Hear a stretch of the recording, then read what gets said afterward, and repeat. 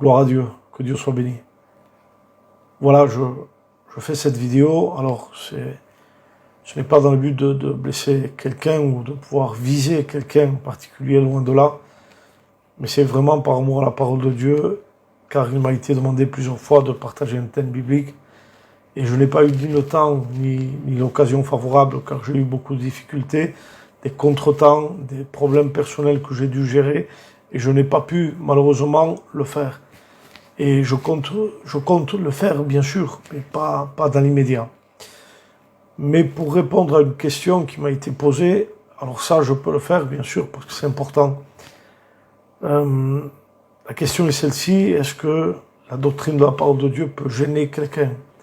Est-ce que la doctrine de la parole de Dieu peut gêner quelqu'un? Alors, par amour à la parole de Dieu, par amour au peuple de Dieu, je vais répondre à cette question, non pas avec une réponse personnelle, mais avec une réponse qui vient de la parole de Dieu. Alors oui, la réponse est oui.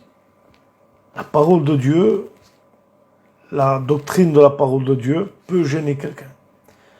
Elle peut gêner quelqu'un, et je vais aller encore au-delà de cette simple réponse. Elle peut gêner quelqu'un. Elle peut gêner un mouvement, elle peut gêner une église, elle peut gêner un ministère. La doctrine de la parole de Dieu peut poser problème à certaines personnes, jusqu'à même faire en sorte que des amitiés soient brisées, que des relations soient cassées, même faire en sorte que des ennemis se lèveront contre toi. Parce que tu as la doctrine de la parole de Dieu et que cela gêne certaines personnes.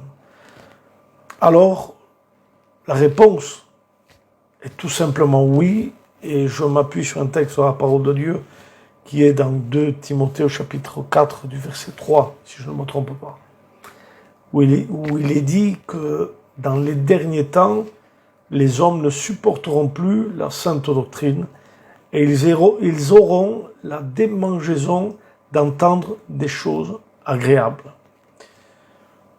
Nous voyons aujourd'hui, avec tout ce qui se passe dans le monde entier, je dis bien que je ne vise personne, mais dans le monde entier, nous voyons même sur les réseaux, sur les téléphones, sur les vidéos, sur ce que vous voulez, nous voyons vraiment qu'il y a un dérèglement et que beaucoup de religions qui, à la base, devaient être bibliques, se sont tournés vers des choses qui sont agréables.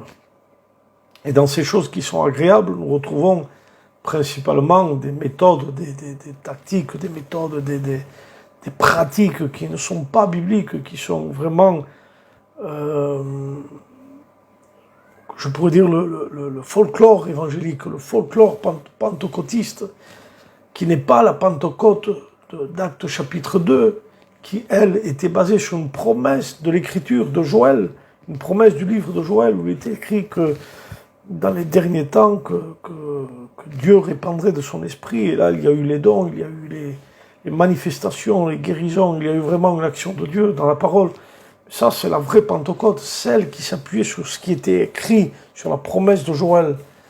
Mais aujourd'hui, il y a plus de folklore évangélique, folklore pentecôtiste, où on retrouve des pratiques qui ne sont pas bibliques, comme les souffleurs, les tombeurs, les paillettes d'or, les mains pleines d'huile, les ministères qui ne doivent pas être attribués à certaines personnes, comme des choses qui ne sont pas bibliques et qui sont prêchées et pratiquées comme si il le serait. Là, dernièrement, on a vu sur des vidéos des hommes, excusez-moi du mot, mais excusez-moi vraiment, mais c'est irrespectueux peut-être, mais c'est ça, des hommes qui étaient en train de cracher dans la bouche des membres de l'Église pour transmettre l'onction. Et on voit aussi beaucoup de choses, des gens qui tombent par terre, qui restent par terre pendant des heures, et des gens qui rentrent dans un état émotionnel qui est incontrôlable et qui passe pour étant l'esprit et l'onction de Dieu, ce qui est vraiment faux. car Dieu est un Dieu d'ordre, même dans les choses spirituelles, même dans le domaine de l'esprit. Dieu est un Dieu d'ordre. Alors comprenez bien que toutes ces choses-là, qui n'ont aucun fondement biblique, ne sont pas conformes à la sainte doctrine. Et Paul a dit à Tite, dans 2 Tite chapitre 1er, Paul a dit, toi, dis les choses qui sont conformes à la sainte doctrine. Cette doctrine, c'est plus qu'un écrit. Cette doctrine a été envoyée dans la personne du Christ, car le Christ est la parole de Dieu.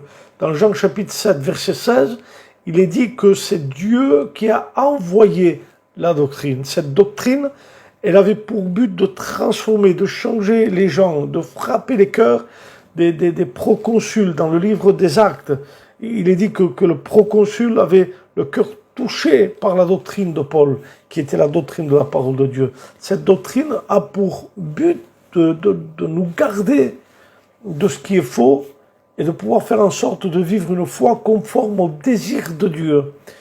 Alors, voilà pourquoi il est écrit que dans les derniers temps viendront des hommes qui ne supporteront plus.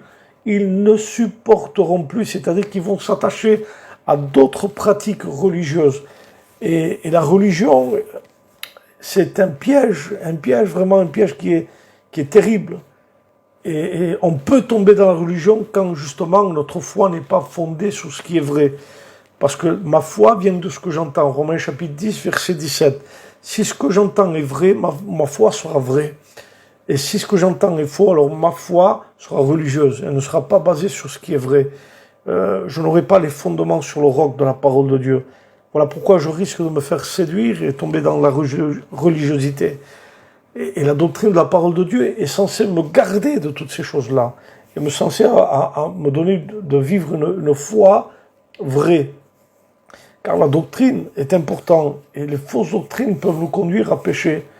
Même Dieu lui-même, parce que toute écriture est inspirée de Dieu. 2 Timothée chapitre 3 verset 16 est utile à l'enseignement. Et nous voyons que dans la parole de Dieu, nous pouvons remarquer, nous pouvons voir que dans cette parole, dans 1 Timothée chapitre 1er du verset 10, nous voyons que Dieu place la doctrine, les fausses doctrines, dans le domaine du péché. Les fausses doctrines dans le domaine du péché. Car Dieu voit les fausses doctrines. Et Dieu n'est pas d'accord avec ça. Il a même appelé les églises d'Apocalypse, Apocalypse chapitre 2, verset 14, verset 15, verset 20. Dieu appelle les églises à la repentance à cause de l'attachement à des fausses doctrines. Donc, vous voyez à quel point cela est important. Donc, voilà pourquoi je ne vais pas m'étaler là-dessus, mais c'est très important de pouvoir rester dans la doctrine biblique de la parole de Dieu qui nous a été transmise par nos anciens, qui la plupart sont partis auprès du Seigneur, mais elle nous a été laissée comme un héritage, comme une continuité de la Pentecôte et du livre des Actes des Apôtres, car nous sommes la continuité, génération après génération, nous sommes la continuité de la vraie Pentecôte biblique et de la doctrine de la parole de Dieu, celle que Jésus est venu apporter de la part du Père. Voilà pourquoi il est important, les frères et les sœurs, et la réponse, pour conclure, c'est quelques mots, la réponse est oui, on peut être dérangé. Alors je dis nous, l'homme en général, l'homme peut être dérangé. On peut être dérangé si on n'a pas l'amour de la parole de Dieu, mais la démangeaison d'entendre des choses agréables. Voilà pourquoi pas de compromis avec tout ce qui n'est pas biblique, pas de compromis avec tout ce qui n'est pas écrit, pas de compromis avec des religions ou avec des pratiques, certaines pratiques. Pas de compromis avec cela. Restons bibliques, restons doctrinales, restons dans l'équilibre de la parole de Dieu. Ne discutons pas des opinions qui sont inutiles, car certaines choses restent que des opinions, mais sur ce qui est écrit sur les fondements bibliques, les doctrines fondamentales de la parole de Dieu, alors là, pas d'exception, on reste biblique, le frère, quitte à se faire des ennemis, quitte à être rejeté, quitte à ce qu'on vous aime pas, mais au moins vous n'aurez pas à rougir lorsque vous allez ouvrir la parole de Dieu, car cette parole, vous l'aimez, cette parole, vous la respectez, cette parole, vous l'étudiez, vous la méditez, cette parole, vous la mettez en pratique, et c'est cette parole-là qui va vous amener à vivre une vie avec Dieu. Voilà, que Dieu vous bénisse. On se retrouvera la prochaine fois pour pouvoir partager un thème bien approfondi aux questions sur la doctrine de la parole de Dieu. Que Dieu vous bénisse. Priez pour moi, je prie pour vous. Amen.